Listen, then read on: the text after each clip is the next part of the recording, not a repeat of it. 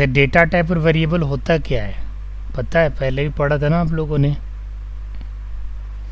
जी sir. बताइए कुछ। जी सर। Variable is a container sir where we can store data. Variable is a container where we can store data. Where we can it is store type of data. Memory location भी बोल सकते हैं सर। बिल्कुल सही है। जी सर, डेटा टाइप तो सर जिस टाइप का डेटा इंटीजर है, फ्लोट है, ये तो ऑब्जेक्ट ओरिएंटेड प्रोग्रामिंग लैंग्वेज में लूप्स में ले गए सर। हम्म इसीलिए तो इसको सेफ सेफ सिक्योर बोला गया था sir, hmm type of safe. Hmm जी सर, इसमें डेटा टाइप चलेगा ही चलेगा सर। जावास्क्रिप्ट की तरह नहीं है कि मतलब वो ले लेता है सर, इसमें तो डालना होता देखिए ध्यान दीजिए, दिख रहा है कुछ? है। जी सर। सबसे फर्स्ट हेडिंग डेटा टाइप से, क्योंकि वेरिएबल पढ़ाने से पहले डेटा टाइप बताना पड़ेगा। अभी तक आप लोग जावास्क्रिप्ट में वैर टाइप, कॉन्स्ट टाइप, लेट यही सब यूज़ किए हैं। बाकी हम लोग जानते हैं कि उसमें बुलियन भी स्टोर हो जाता है ना, फ्लोट भी स्टोर हो जाता है, डबल भी स्टोर हो जाता है, हर टाइप की वैल्यू स्टोर कर सकते हैं। लेकिन उससे हर टाइप की वैल्यू को स्टोर करने के लिए अलग अलग डेटा टाइप डिफाइन करने की ज़रूरत नहीं पड़ता। आप किसी एक ही टाइप के अंदर जिस टाइप की वैल्यू आप स्पेसिफाई करते हो वो उसी टाइप का वेरिएबल बन जाता है। इसी कारण से जावास्क्रिप्ट को लूजली टाइप्ड भी कहा जाता है, जबकि सी शार्प को स्ट्रांगली टाइप्ड कहा जाता है। स्ट्रांगली टाइप कहने का मतलब क्या, कि अगर किसी वेरिएबल से पहले अगर आपने इंटीजर डेटा टाइप लगा दिया तो वो वेरिएबल इंटीजर डेटा को ही एक्सेप्ट करेगा, स्ट्रिंग को नहीं करेगा। समझ गए? अगर आपने किसी को कैरेक्टर बना दिया तो कैरेक्टर ही लेगा, स्ट्रिंग नहीं लेगा। क्लियर? अब ध्यान दो इधर, डॉटनेट के अंदर प्रिमिटिव टाइप और नॉन प्रिमिटिव टाइप, दो टाइप के आपको वेरिएबल देखने को मिलेगा। एक क्या है हमारा प्रिमिटिव और दूसरा नॉन प्रिमिटिव। नॉन प्रिमिटिव को क्या बोलते हैं? Reference type. क्या बोला जाता है? Reference type. ठीक है। और प्रिमिटिव को क्या बोला जाता है? Value type. वैल्यू टाइप क्या बोला जाता है? Value type. ठीक है, देखिए यहाँ पे लिख दिया मैंने, primitive types contain integer, float, characters, boolean etc है ना। Non primitive types contain classes, strings, interface and array. These are the reference type, यानी नॉन प्रिमिटिव टाइप। अब इसे तीन नामों से बुलाया जाता है। प्रिमिटिव को वैल्यू बोल लो, नॉन प्रिमिटिव को रेफरेंस बोल लो। ठीक है, समटाइम्स इसे लोग पॉइंटेड टाइप वगैरह भी बोल देता है, लेकिन ज़्यादातर यही रहेगा कि दो चीज़ को याद रखें आप, प्रिमिटिव या वैल्यू, नॉन प्रिमिटिव या रेफरेंस। अगर आप वैल्यू टाइप और रेफरेंस टाइप कहने में अगर कैपेबल हैं, कंफर्टेबल हैं, तो वैल्यू टाइप और रेफरेंस टाइप कह दीजिए, कोई दिक्कत नहीं है। बट ये आपको ध्यान में रखना होगा कि जब आप वैल्यू टाइप कहते हो इट मीन्स कि you are talking about integer, float, double, bit, byte, short, boolean etc। And अगर आप रेफरेंस टाइप की बात करें तो you are talking about array, string, class, interface. समझ गए? अब इंटीजर क्या होता है? इंटीजर तो आपने यूज़ भी किया है। This group includes byte, short, int, long. Integer के अंदर 4 डेटा टाइप होता है। बाइट जो कि छोटा है सबसे, शॉर्ट उससे बड़ा है, इंट उससे बड़ा और लॉन्ग सबसे बड़ा है ना। ये 8 बिट्स है, 16 बिट्स है, 32 बिट्स है, 64 बिट्स है। समझ रहे बात को? फ्लोटिंग पॉइंट्स में फ्लोट और डबल आता है, जैसे आज पूछ रहे थे सर डबल क्या होता है, तो फ्लोट का ही बड़ा साइज है। जैसे इंटीजर का बड़ा साइज क्या है? लॉन्ग है। छोटा क्या है? शॉर्ट है। और उससे भी छोटा क्या है? बाइट है। तो फ्लोट में 2 टाइप होता है, फ्लोट एंड डबल। एक 32 बिट्स का होता है और एक 64 बिट्स। इसका सारा रेंज मैं यहाँ पे लिख रखा हूँ, आप लोग याद कर लीजिएगा। ठीक है ना। और कैरेक्टर क्या होता है? जो बेसिकली लेटर्स को एक्सेप्ट करता है। अगर आपने कैरेक्टर बनाया, कैरेक्टर ए बनाया और उसके अंदर आपने डाल दिया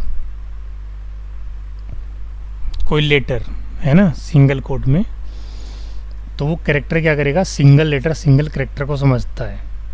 वो सिंगल नंबर भी हो सकता है, क्योंकि नंबर भी जो होता है वो आस्की वैल्यू उसका लिया जाता है। जैसे मान के चलो 97 का स्मॉल ए हो गया और 65 का कैपिटल ए हो गया। बुलियन आप लोगों को पता ही है, ट्रू एंड फॉल्स के लिए होता है। शॉर्ट की साइज मैंने अभी बताया 2 बाइट्स यानी 16 बिट्स, 4 बाइट्स इंटीजर का यानी 32 बिट्स, लॉन्ग का 8 बाइट यानी 64 बिट्स, फ्लोट का 4 बाइट यानी 32 बिट्स, डबल का 8 बाइट्स यानी 64 बिट्स, डेसिमल का 16 बाइट यानी 128 बिट्स, करेक्टर 2 सर। बाइट्स यानी लगभग 16 बिट्स, और बुलियन 1 बाइट यानी सर। 8 बिट्स। हाँ सर इसको ब्रैकेट में उस टाइप से लिख सकते हैं सर, 2 बाइट्स का कितना होगा सर? हाँ अच्छा बिल्कुल, ये तो उसको देखो लिख सीधी दीजिए। सी बात है फिर दोस्त। देखो एक बाइट में कितने होते हैं, 8 बिट्स होते हैं, तो उस हिसाब से कितने हो गए, 16 बिट्स हो गए। ठीक है, लिख लेंगे सर तो नोट्स में याद रहेगा इससे। हाँ ये 32 बिट्स हो गया, क्यों नहीं लिख सकते हैं। ये हो गया 64 बिट्स, उससे डबल, ये भी हो गया 32 बिट्स, ये हो गया 64 बिट्स, ये हो गया 128 बिट्स, ये हो गया 16 बिट्स, ये हो गया 8 बिट्स। क्लियर, अब समझ में आ गया। अच्छा ठीक है सर। एक बाइट यानी 8 बिट्स है ना, 1 बाइट 8 बिट्स हो गया, 2 बाइट 16 बिट्स, सो ऑन, ऐसे है ना। चलिए अब स्टार्ट करते हैं वेरिएबल। ये तो हो गया डेटा टाइप। 2 टाइप का डेटा टाइप होता है, रेफरेंस और वैल्यू, यानी नॉन प्रिमिटिव और प्रिमिटिव। क्लियर है। अब देखिए जरा ध्यान दीजिए यहाँ पे, वेरिएबल क्या होता है, it is a name of memory location, it is a name of storage location which hold some value, है ना। Variable means that can vary data, है ना, दैट कैन चेंज। वेरिएबल का वैल्यू हम लोग चेंज कर सकते हैं नहीं कर सकते हैं, बताओ। कर सकते हैं सर। बिल्कुल कर सकते हैं। वेरिएबल के C# में जो है ना, ऐसे तो स्कोप्स लोग 2 ही बोलते हैं, लेकिन C# में जो है ना एक और है यहाँ पे, डेटा टाइप्स उसको बोलिए आप स्कोप की जगह, दैट इज स्टैटिक। स्कोप तो 2 ही है, मैं यहाँ पे जो है ना scope, there are 3 kinds of variable, that is okay. यहाँ पे लिख देता हूँ टाइप्स ऑफ वेरिएबल, तब ज़्यादा अच्छा रहेगा, आप लोग को समझने में आसानी होगा। There are 3 kinds of variables in C#। एक है लोकल वेरिएबल, और क्या है, दूसरा है ग्लोबल, जिसको इंस्टेंस बोलते हैं।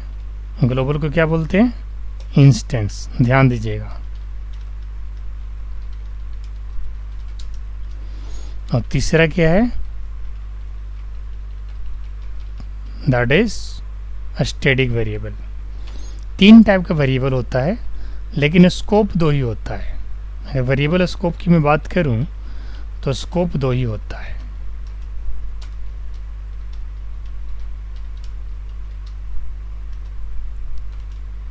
There are 2 types of variable scopes, that is local variable, local and global. Local scope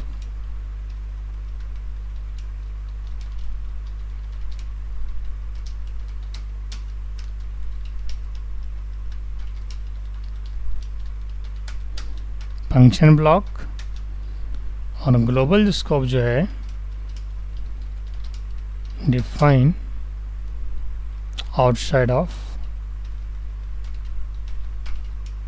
function block.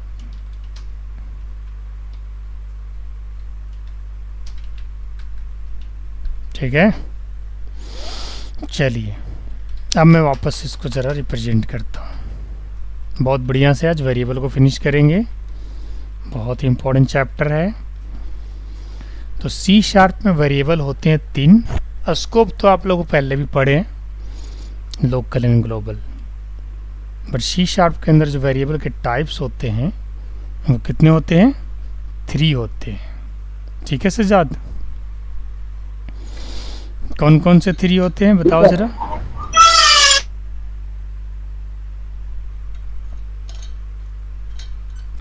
एक लोकल वेरिएबल है, एक इंस्टेंस हुआ सर, एक स्टैटिक हुआ सर। हाँ, इंस्टेंस को ग्लोबल कहते हैं। अब लोकल वेरिएबल किस टाइप का वेरिएबल कहलाएगा? A variable that is declared inside the method is called local variable. Next point क्या कहता है कि local variable are created when the method constructor block is entered and the variable will be destroyed once it exist the method constructor block. इसका मतलब ये है कि local variable method के अंदर ही रहता है और जैसे मेथड के बाहर आप जाते हो उसका स्कोप खत्म हो जाता है। ठीक है। Access modifiers can not be used for local variables. इसका मतलब ये है कि लोकल वेरिएबल के पहले आप पब्लिक, प्राइवेट, प्रोटेक्टेड ये सब नहीं लगा सकते। अभी सब है कि आपको आगे पता चलेगा, आगे बहुत अच्छे से पता चलने वाला है। Local variables are visible only within the declared method constructor block. Simple सी बात है, किसी फंक्शन के ब्लॉक तक ही सीमित है। क्लियर है? अब इसके बाद there is no default value for local variable. This is very very important point. कई बार आपसे पूछा जाता है कि tell me the difference between local variable and global variable. Then आपको डिफरेंस में क्या बताना है कि लोकल वेरिएबल का कोई बाय डिफॉल्ट वैल्यू नहीं होता है, ठीक है, जबकि ग्लोबल वेरिएबल का डिफॉल्ट वैल्यू होता है। क्लियर है? लोकल डिफॉल्ट वैल्यू वैल्यू क्या होता है सर? 0। इंटीजर का 0, स्ट्रिंग का नल, कैरेक्टर का यूनिकोड कैरेक्टर, बुलियन का फॉल्स। ठीक है, ये होता है डिफॉल्ट वैल्यू। कभी अगर किसी वेरिएबल को आपने बना दिया क्लास लेवल पे तो उसे प्रिंट करके देखना सिंपल, बिना इनिशियलाइजेशन का, तो उसकी डिफॉल्ट वैल्यू ही आपको दिखेगा। क्लियर है? Yes sir. चलिए, अब इसके बाद आ गया ग्लोबल वेरिएबल। ये variable that is declare inside the class but outside the method, यानी फंक्शन के बाहर है, क्लास के अंदर है। इसे इंस्टेंस वेरिएबल भी कहते हैं। It is not declared static. अगर आपने ग्लोबल को स्टैटिक बना दोगे तो फिर वो दूसरा स्टैटिक वेरिएबल हो जाएगा, इसलिए ग्लोबल को स्टैटिक आपको नहीं बनाना है।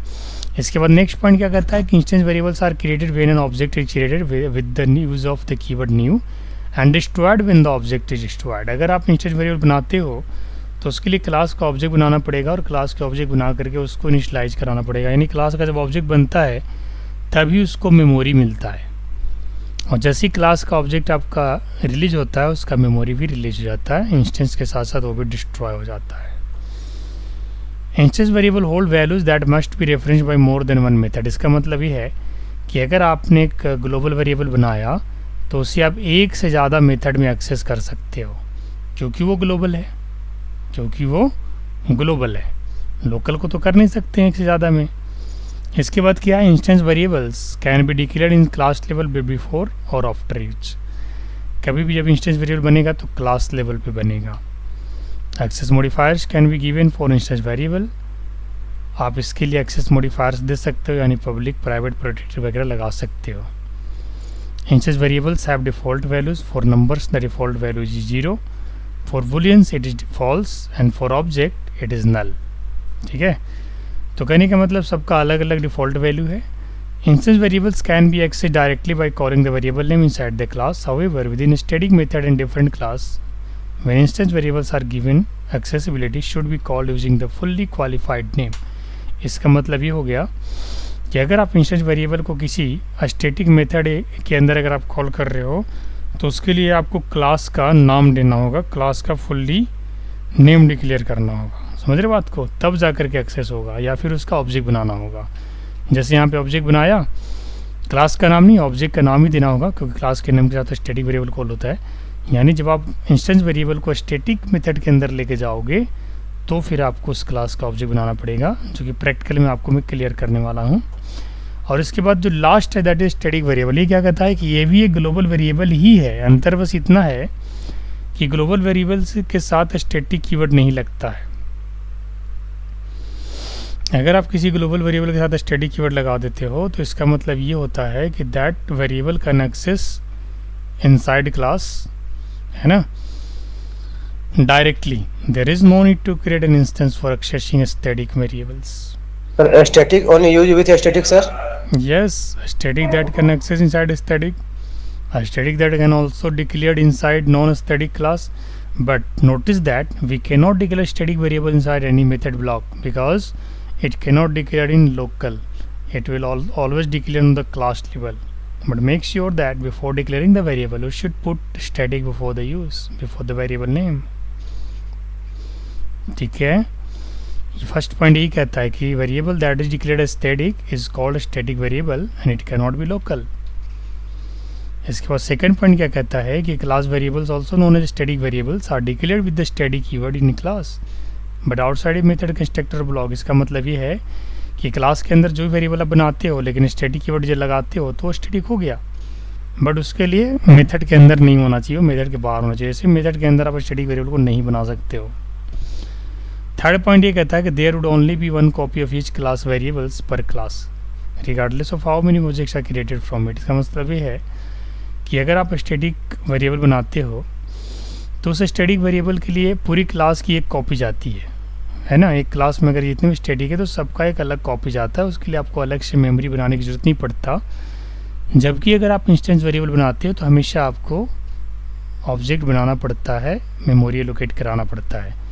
स्टैटिक के लिए मेमोरी एलोकेट कराने की जरूरत नहीं है, वो खुद ब खुद अपना मेमोरी ले लेता है. नेक्स्ट पॉइंट क्या कहता है, static variables are created when the program starts and destroy when the program stops. ये कहता है कि जैसे आप स्टैटिक वेरिएबल बनाते हो उसी टाइम वो प्रोग्राम स्टार्ट होता है तो बन जाता है मेमोरी, और प्रोग्राम खत्म होने के बाद वो डिस्ट्रॉय हो जाता है. Visibility is similar to instance variable. करने का मतलब ये है कि जितना एक्सेसिबिलिटी आपको ग्लोबल वेरिएबल देता है उतना सेम एक्सेसिबिलिटी आपको स्टैटिक वेरिएबल भी देता है. Static variables can be access by calling with the class name if it exist in different class. इसका मतलब ये है कि अगर आपका स्टैटिक किसी दूसरे क्लास के अंदर अवेलेबल है तो फिर आप उसे क्लास के नेम के साथ कॉल करोगे. तो चलिए मैं आपको बताता हूँ. उससे पहले दो टाइप का स्कोप होता है, लोकल एंड ग्लोबल. तो सबसे पहले आपको लोकल वेरिएबल बना के दिखाते हैं और फिर उसे डिफरेंट क्लासेस में ले करके जाएंगे और दिखाएंगे कि क्या प्रॉब्लम होता है, फिर ग्लोबल वेरिएबल बना के दिखाएंगे. तो let's open Visual Studio and do some practice on that. Open Visual Studio from here. It is our Visual Studio 2019.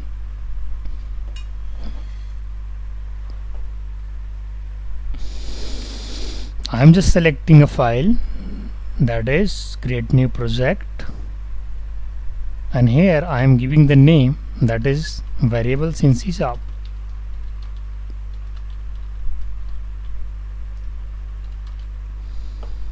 Go to the location. I am selecting the corresponding location which I have already created folder, the name which exists in E drive. The name of folder is C# 5th October because our batch started from 5th October, so the name of folder is 5th October, right? So I'm selecting this folder and the name of project that will be variable in C#. Let me underscore and okay, and let's create.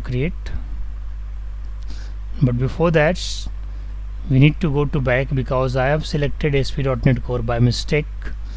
We need to select .NET Framework. So let this finish and again I am going to create a new project.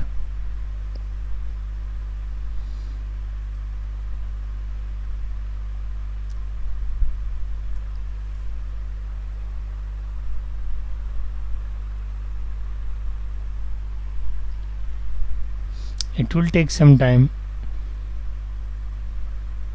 Okay, I am closing this application because this is ASP.NET Core. This is .NET Core framework. I am using .NET framework. So let's open Visual Studio again. It is Visual Studio 2019 here.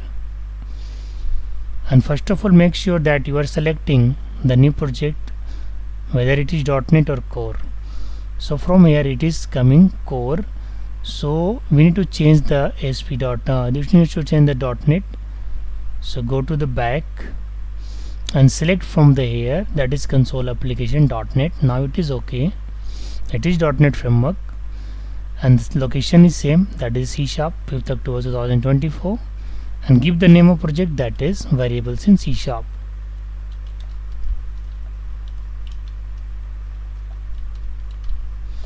Click to create.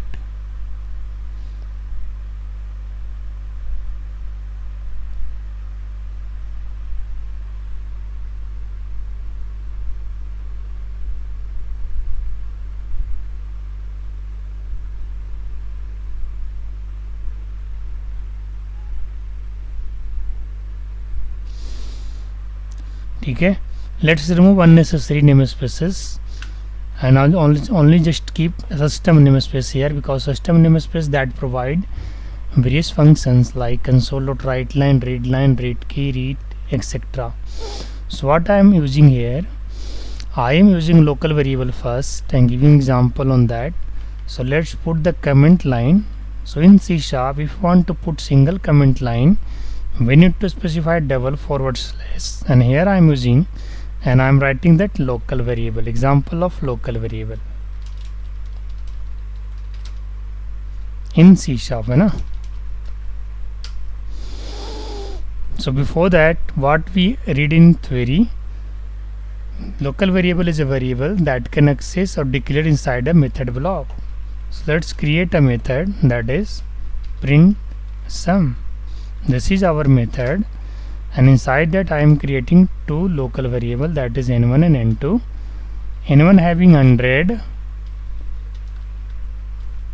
and n2 having 200, and the sum that is having n1 plus n2. Let's print sum of two integer number is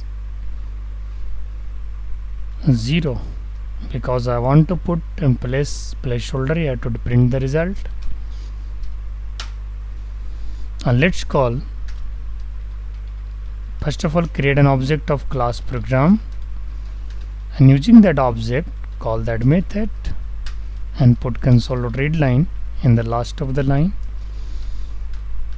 Let's run it.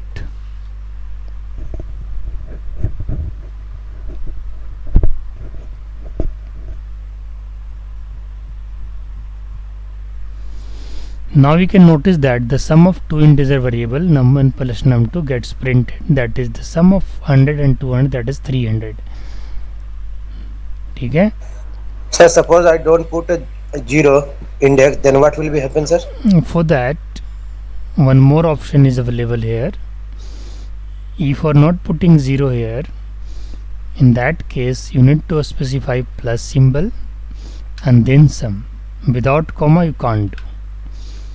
Plus will be work, sir? Yes, it will work proper, because here plus is working like just doing concatenation here, because sum is a variable, it is showing some value, it is showing some integer value.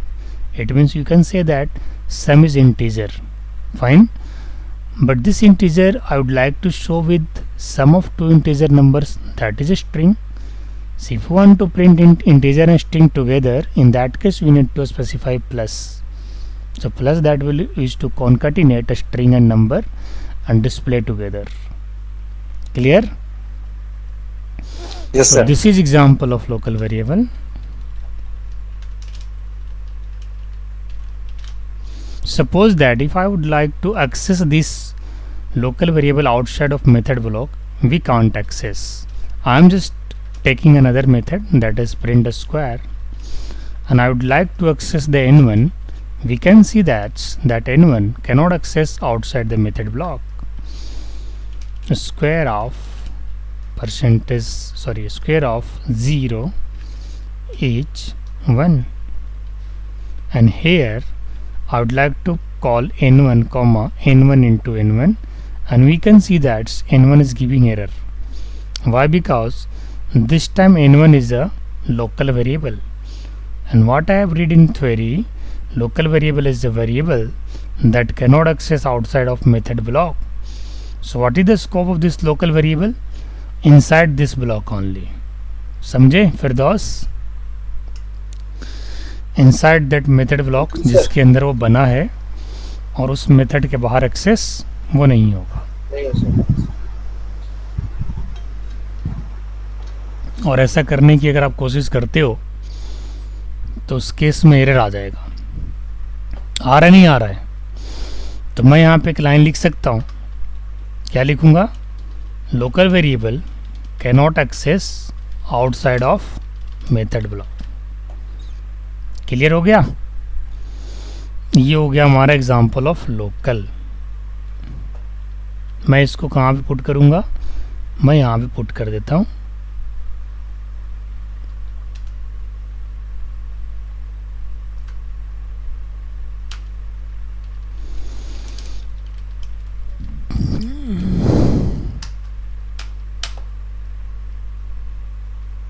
अब मैं आपको global बताता हूँ, ठीक है। मैंने यहाँ पे कमेंट लाइन को चेंज कर दिया और ग्लोबल के बारे में हमने क्या कहा है कि ग्लोबल किसी मेथड के अंदर नहीं बनेगा, ग्लोबल किसी मेथड के अंदर नहीं बनेगा, मेथड के बाहर बनेगा। कहाँ बनेगा? मेथड के बाहर बनेगा, ठीक है। अब मैंने n1 और n2 दो वेरिएबल बना लिया और n1 की वैल्यू मैंने फिक्स कर दिया दैट इज़ 100 और n2 की वैल्यू फिक्स कर दिया दैट इज़ 200। अब यहाँ पे n1 और n2 काम करेगा नहीं करेगा, बिकॉज अब ये ग्लोबल वेरिएबल है, दैट शुड वर्क, यस या नो? कि global variable is a variables that can access anywhere in the program. It declare inside the class level but outside the method level। Method के अंदर हमने declare नहीं किया, declaration कहाँ हुआ है? क्लास लेवल पे। मेथड के अंदर हमने क्या किया? उसको जस्ट इनिशलाइज कराया है। क्या कराया है? इनिशलाइज। डिक्लेयर कहाँ हुआ है? क्लास लेवल पे। समझे नहीं समझे? बोलिए। जी सर। अब Yes, ये sir, n1 yes, sir. n2 को मैं इस मेथड में भी एक्सेस कर रहा हूँ और इसमें भी कर रहा हूँ, और भी अगर मेथड्स होगा वहाँ पे भी एक्सेस करूँगा। एक पॉइंट मैंने लिखा था वो भी मैं आपको क्लियर कर देना चाहूँगा, बट उससे पहले मैं एक बार स्क्वायर को कॉल करना चाहूँगा। Let call the square function and see the result.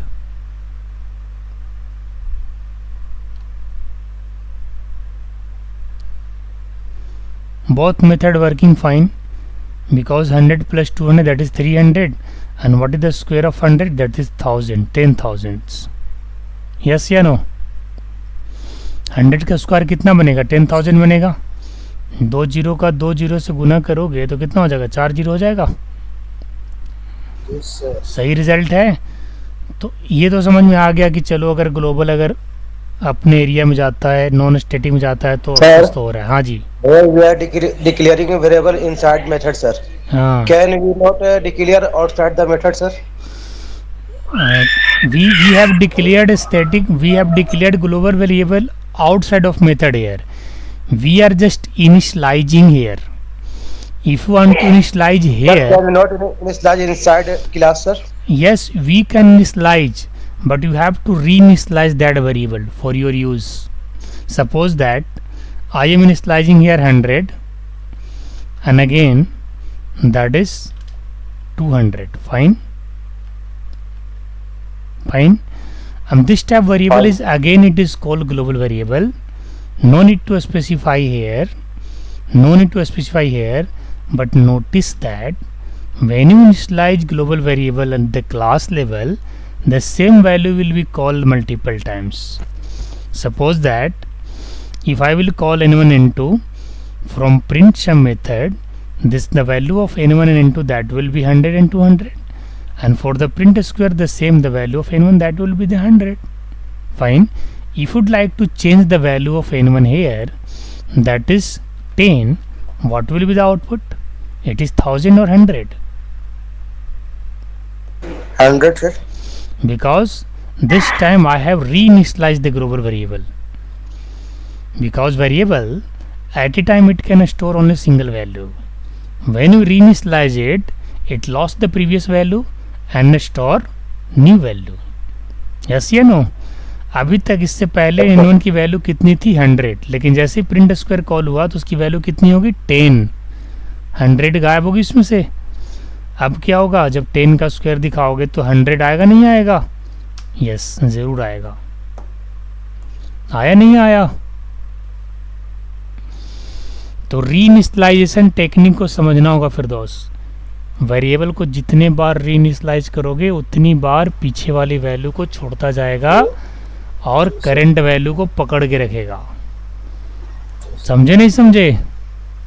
Ji sir. एक और इसमें एक पॉइंट था ग्लोबल वेरिएबल में जो समझाना था, वो ये पॉइंट जिसको प्रैक्टिकल समझाना था मुझे, मैंने बताया था आपको, ये वाला लास्ट पॉइंट। लास्ट पॉइंट क्या कहता है कि global variable can be access directly by calling the variable inside the class. ये तो हो गया। However within the static method in different class, जैसे ही आप किसी स्टैटिक मेथड में कॉल करोगे या अलग क्लास में कॉल करोगे तो उसको क्लास की ऑब्जेक्ट बना के कॉल करना होगा। लेट्स फॉर एग्जांपल जैसे मान के चलो अगर मैं मेन मेथड के अंदर n1 को प्रिंट करना चाहूँ तो क्या मैं कर पाऊँ?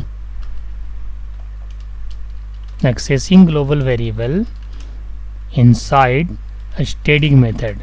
स्टैटिक मेथड के अंदर ग्लोबल वेरिएबल अलग तरीके से कॉल होगा, डायरेक्ट नहीं होगा। देखिए नॉन स्टैटिक में तो डायरेक्ट कॉल हो गया, यहाँ पे भी और यहाँ पे भी, यस या no? But we are calling inside the static method because main method is always static. So here when you call a variable that is global variable inside the static method, it won't access directly. Let's see, I am printing the value of n1 here, it will give you error.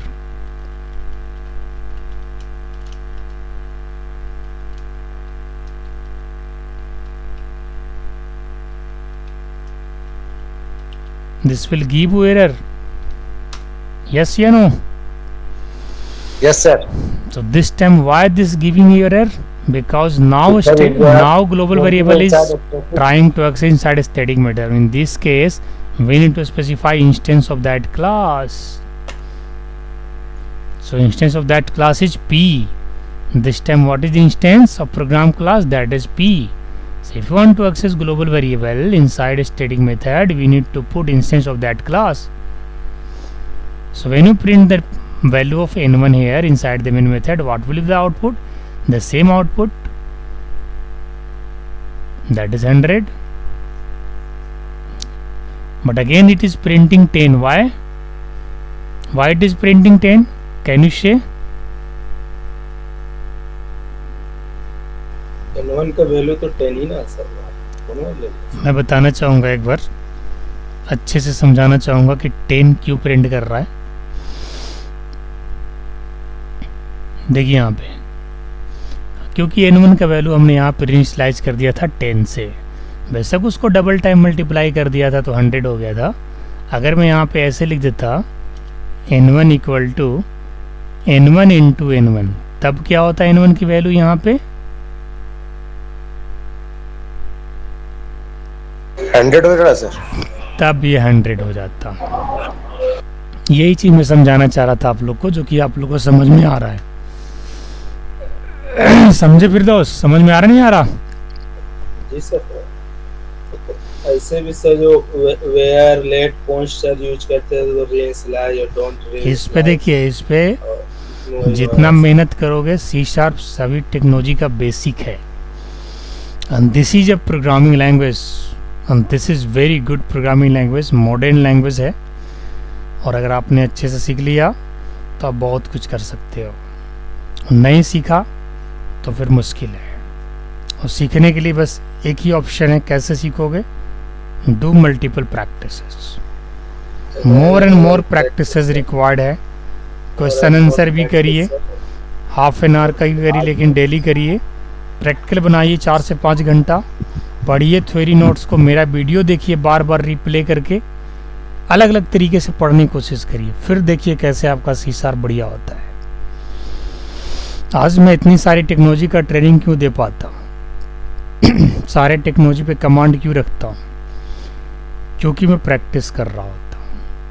अगर मैं practice नहीं कर रहा होता तो पता चलता कि पाइथन का सिंटेक्स भूल गया, C# की सिंटेक्स भूल गया, समझ में नहीं आ रहा इसके लॉजिक क्या होगा.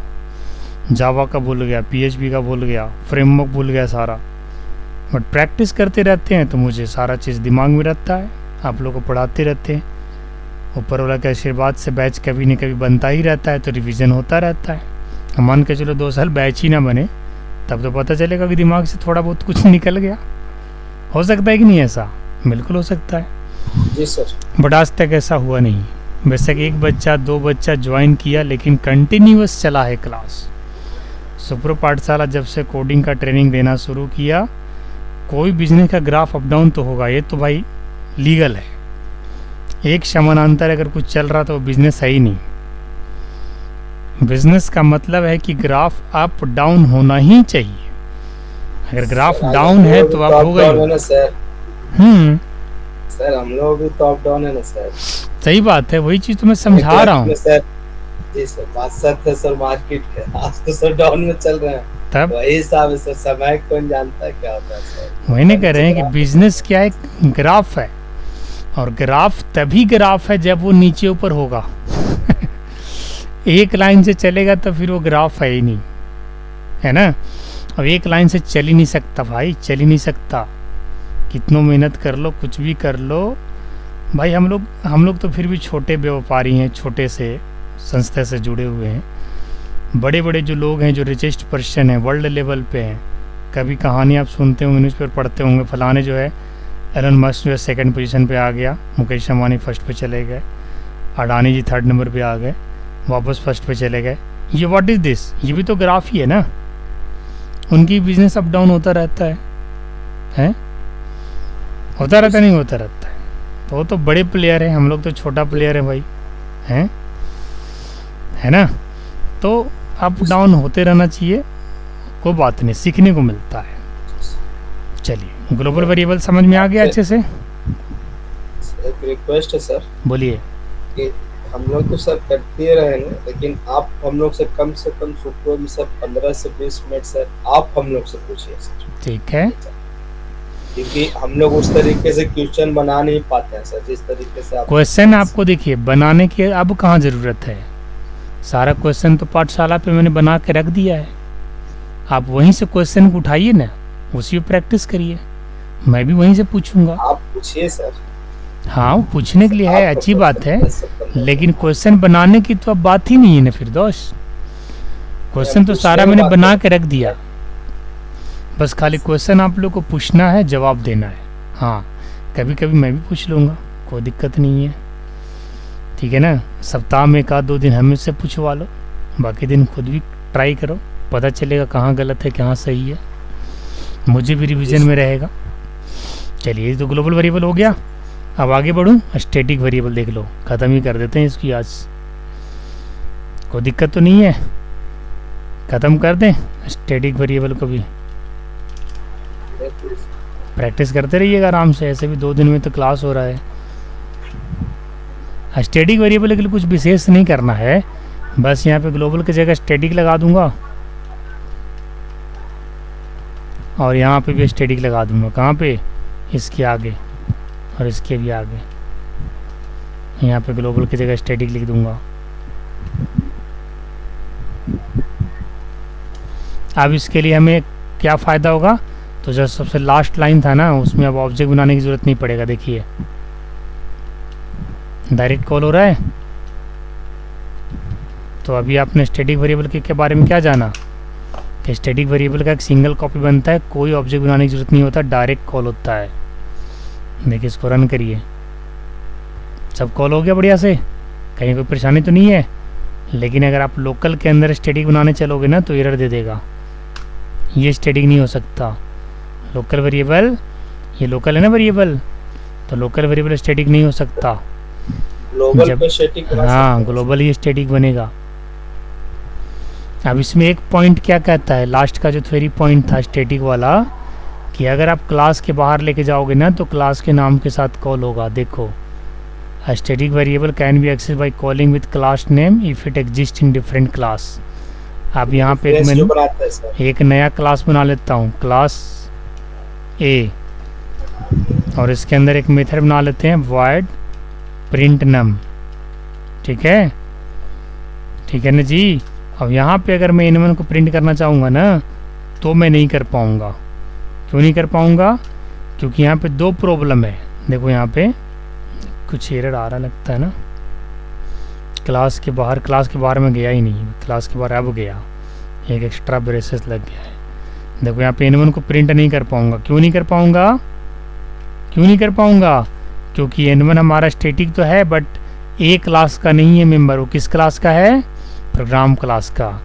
तो अब अगर मुझे n1 को यहाँ पे कॉल करना होगा तो क्या लिखना होगा? Program dot n1। अब सही है? एक बार फिर से ज़रा, और इसकी एक पब्लिक एक्सेसिबिलिटी बढ़ानी पड़ेगी, क्योंकि एक्सेसिबिलिटी जो है इसका लो है ना। बाय डिफ़ॉल्ट प्राइवेट हो जाता है ना ये क्लास के लेवल का चीज़। तो अब देखो, इट इज़ ओके नाउ। तो क्लास के बाहर अगर जाएगा तो क्लास के नेम के साथ जाएगा और पब्लिक भी लगाना होगा। देखिए सर, स्टैटिक तो बाहर नहीं ना जा सकता क्लास का सर। बाहर जा सकता है, स्टैटिक कहीं भी जा सकता है, ग्लोबल कहीं भी जा सकता है। क्यों नहीं जाएगा? सर आप स्टैटिक लिए सर तो नाम तो चेंज करना पड़ेगा ना। क्या नाम? Here, sir, why are you using public, sir?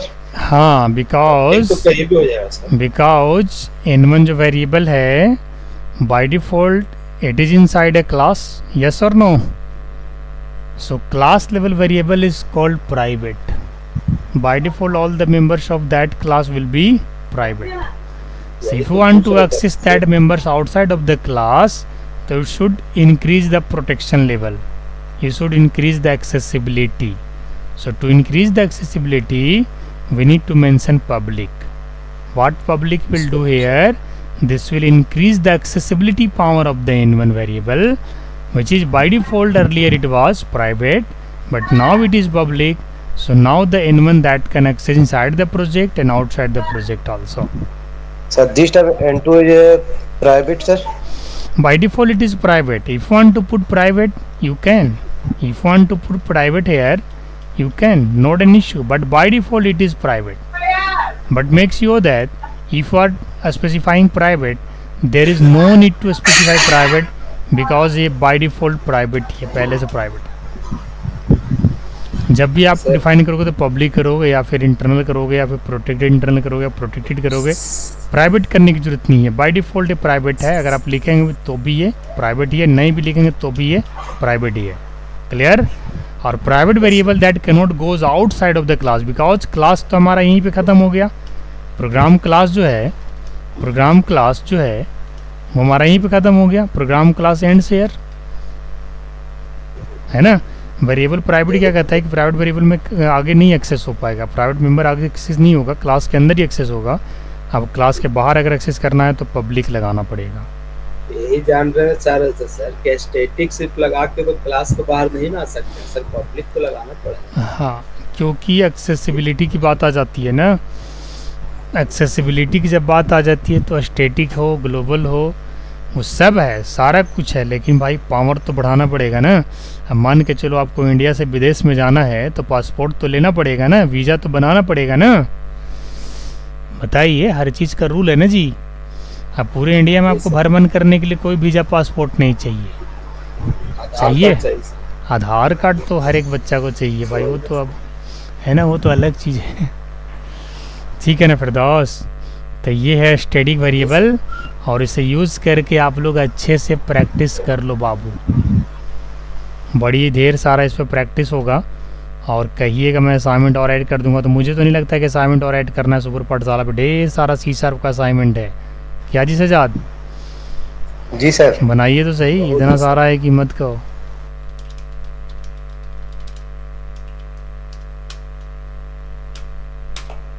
ये मैं PDF आप लोगों को भेज देता हूँ, पहले इसी की प्रैक्टिस कर लेना, इसके नोट्स पढ़ लेना, फिर इसी के ऊपर प्रोग्राम करना और प्रोग्राम बना के ग्रुप में भेजा करिए, डेली भेजा करिए, समझ गए? छोड़ा मत करिए। कभी कभी मुझे टाइम मिलेगा तो देख लूँगा। और आउटपुट आप लोग दिखाई देते हो लैब में, फिर भी एक बार घर पे जो बनाते हो ना उसको बना करके भेज दिया।